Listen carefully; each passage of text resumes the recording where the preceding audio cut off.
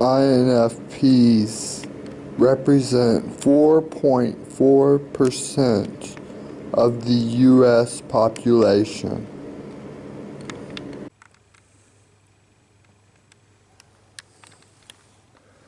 INFPs are often introspective, imaginative, and empathetic individuals who enjoy activities that allow them to express their creativity and connect with others on a deeper level. When it comes to games, they may be drawn to those that provide opportunities for exploration, storytelling, and emotional engagement.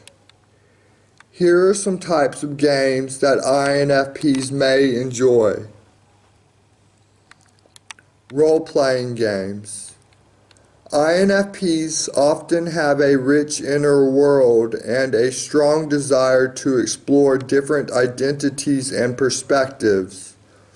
Role-playing games, whether tabletop or digital, allow them to immerse themselves in a fictional world and inhabit a character that they can relate to or empathize with.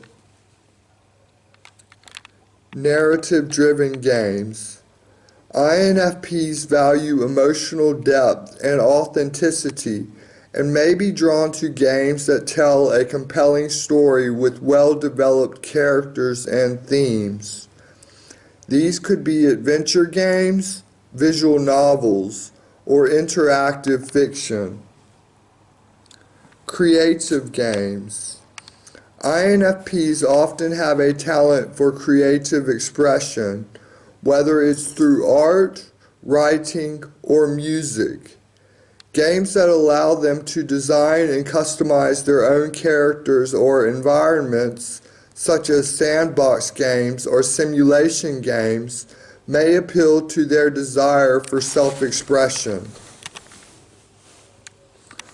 Cooperative games. INFPs tend to be cooperative and supportive in their relationships and may enjoy games that emphasize teamwork and collaboration. Cooperative board games, multiplayer games, or online RPGs can provide opportunities for social interaction and building connections with others. Puzzle games. INFPs may enjoy games that challenge their problem-solving skills and provide a sense of accomplishment when they solve a difficult puzzle. These could be puzzle platformers, escape rooms, or logic games. Of course, these are just generalizations, and every individual is unique in their interest and preferences. Ultimately, the best way to find out what games an INFP would enjoy is to ask them directly and see what resonates with them. I don't really like violent games, which is almost all of them.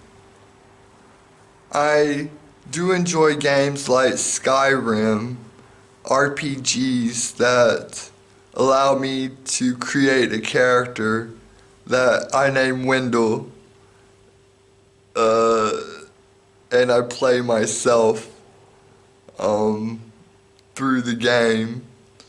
I tend to always name myself Wendell or Wendelin or something like that, something based off Wendell.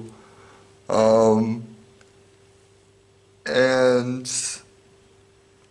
I usually am a stealth archer in Skyrim, but that's violent and I don't really like that. I like to talk out problems.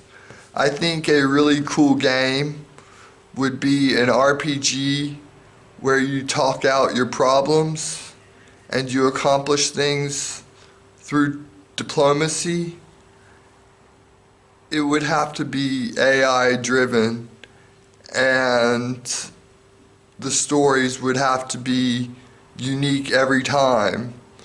That would be such a cool game to have, like and it could be text-based too. It doesn't have to be visual, but visual would be cool if they could make it visual and text-based. But ChatGPT could do wonders for our gaming world, and I'm not really concerned about the games that are coming out now and the games that have came out in our past. I'm concerned about the games that are going to come out in the future, which are AI driven. I'm not really a gamer because I don't really play games very often at all. I do keep up with the news, with gaming news. I keep up with gaming news so I can know the direction the technology is headed. But we still have a while to go before the games that I would be interested in playing will come out, because our AI needs to adapt to the gaming atmosphere before it can be implemented.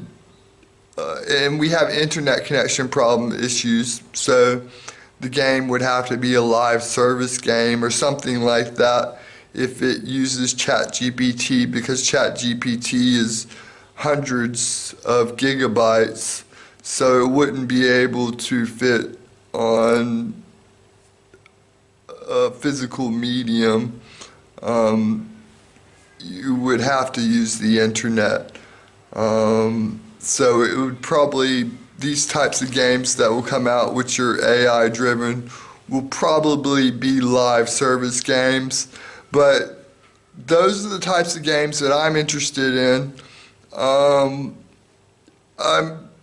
The games of today don't really do it for me. I like story-driven stuff, and I checked out Life is Strange, and the stories aren't good, so it's hard to focus on story-driven content when the stories that are given aren't good stories. It's like what I was saying before with TV shows and movies. The agenda, the morals that they're pushing aren't the same morals that I live my life by, so it's really hard to immerse myself in those sort of worlds where I'm advocating for morals that I don't agree with.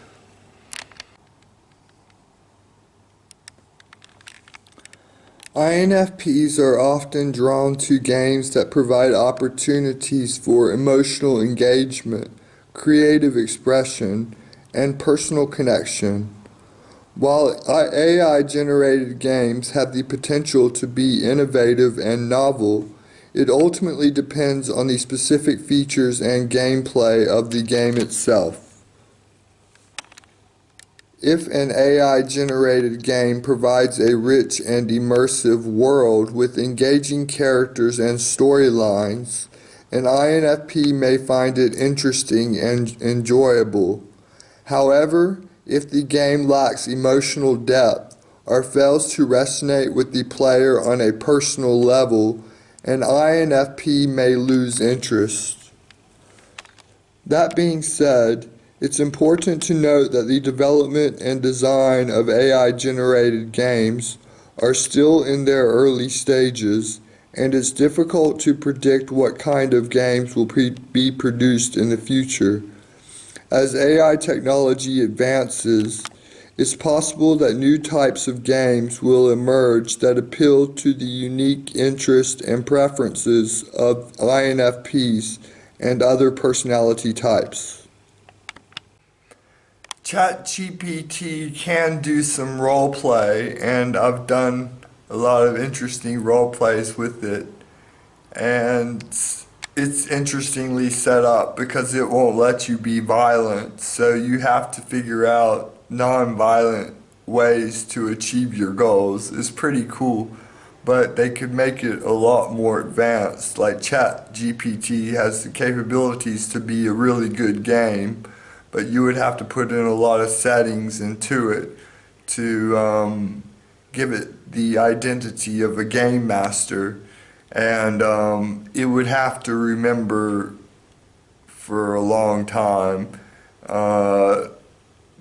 It currently forgets from conversation to conversation, so that would need to be fixed in order for a game, a real game, to be created through ChatGPT.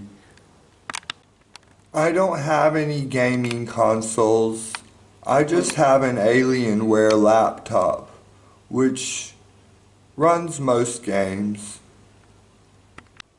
I have a whole bunch of games installed, but I play none of them. I thought we should do an episode on gaming because our last episode was on entertainment, but we didn't talk about games in it, and I kind of did that on purpose because gaming is kind of its own episode, because I've been following games for my entire life. Stop! I've been following games for my entire life, and even though I wouldn't consider myself a gamer because I don't game, stop it! Because I don't game, stop it! I'm still into games because I want to know what they're capable of, and I'm always checking out the latest news about what game companies are doing. She's always in the background, either barking or doing something like this or something. She's always messing up my background noise.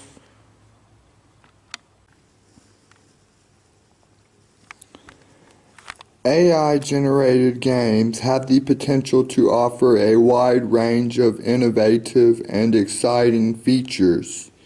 Here are some possibilities. Procedural generation.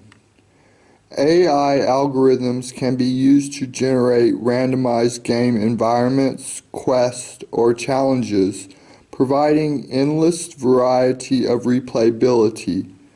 This could create games that feel fresh and unique with each playthrough. Personalized storytelling.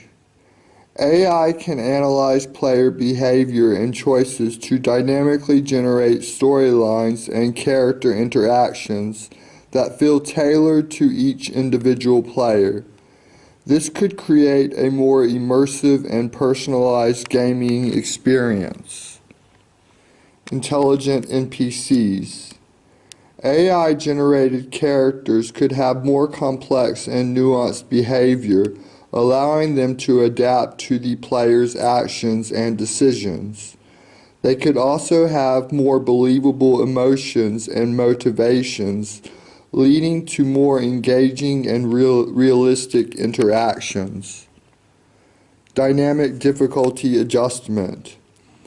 AI algorithms can analyze player behavior and adjust the difficulty of the game in real time, creating a more challenging and rewarding experience that adapts to the player's skill level.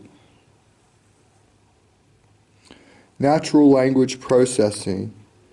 AI can be used to understand and respond to natural language inputs, allowing for more immersive and interactive dialogue and gameplay experiences. Intelligent game design. AI can be used to analyze player data and behavior to optimize game design, ensuring that the game is balanced, enjoyable, and well-paced. These are just a few examples of the many potential features that AI-generated games could offer. As AI technology advances, we can expect to see even more innovative and exciting gameplay possibilities emerge.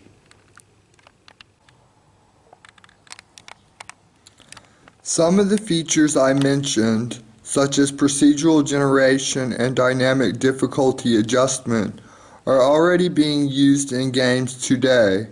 However, The more complex and sophisticated features, such as personalized storytelling and natural language processing, are still in the early stages of development. The timeline for when we might see these features widely adopted in AI-generated games is difficult to predict. It will depend on the pace of technological advancement and the level of investment and research devoted to these areas. That being said, there is a lot of interest and investment in the development of AI-generated games, so it is likely we will see significant progress in the coming years. Some experts predict that we could see significant advances in the next decade, with more sophisticated AI-generated games becoming increasingly common in the gaming industry. Overall, while it's difficult to predict exactly when these features will become commonplace in AI-generated games, it's clear that the potential for innovative and exciting gameplay experiences is enormous, and we can expect to see continued progress and development in this area in the coming years. So I'm not really a gamer of this generation. I'm a gamer of next generation. The games of this generation just don't do it for me. But I was raised on games. When I was little, we had an Atari and we had an NES and a Super NES and a Nintendo 64. And we had computers too, so we were playing games on computers then too.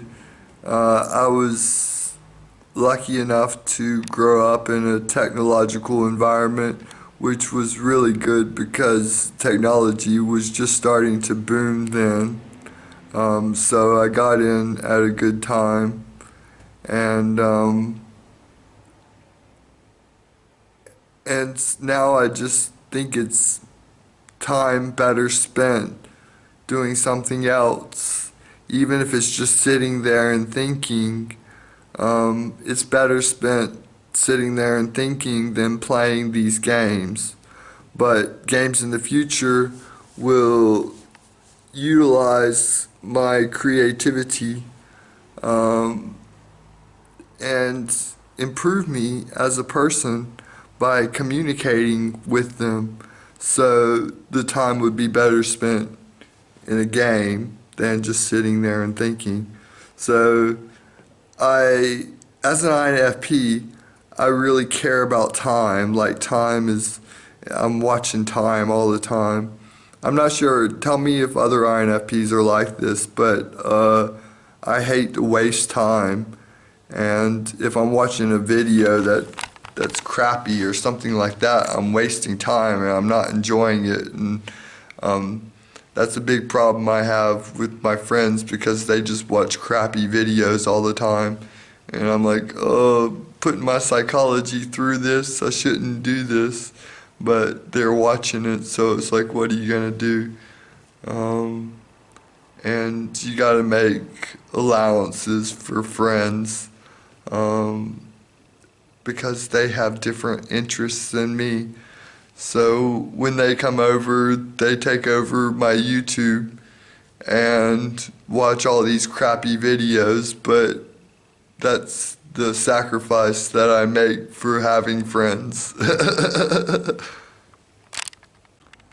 I like emulators and ROMs and stuff like that, but I'm just not into it anymore. Like, I'm not like that anymore.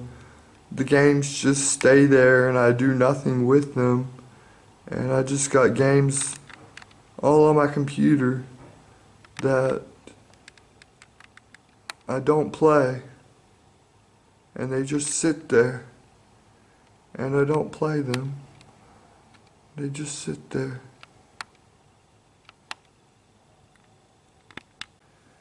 This is the program that I use to merge all of my video files into one.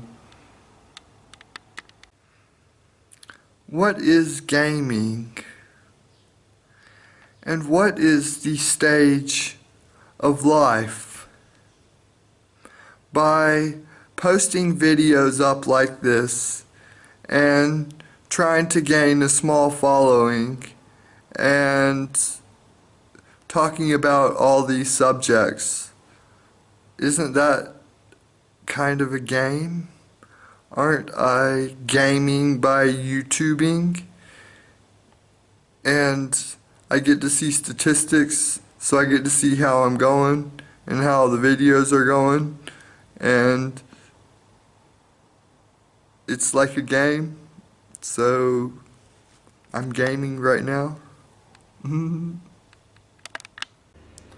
Life is a game. You have to wake up every morning, clean yourself, feed yourself, perform your required duties, and get enough sleep for the next day.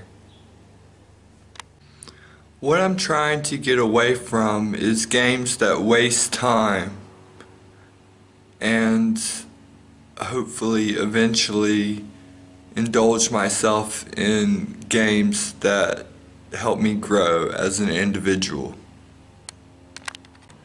I got this dog and I have to feed her and walk her and play with her and clean her, and that's sort of a game. I play games with her.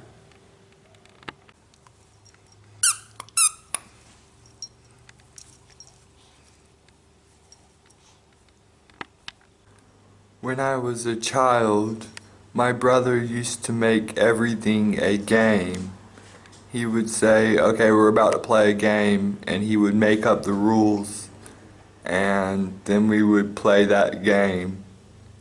And I always lost because he made up the rules, but we always played games together.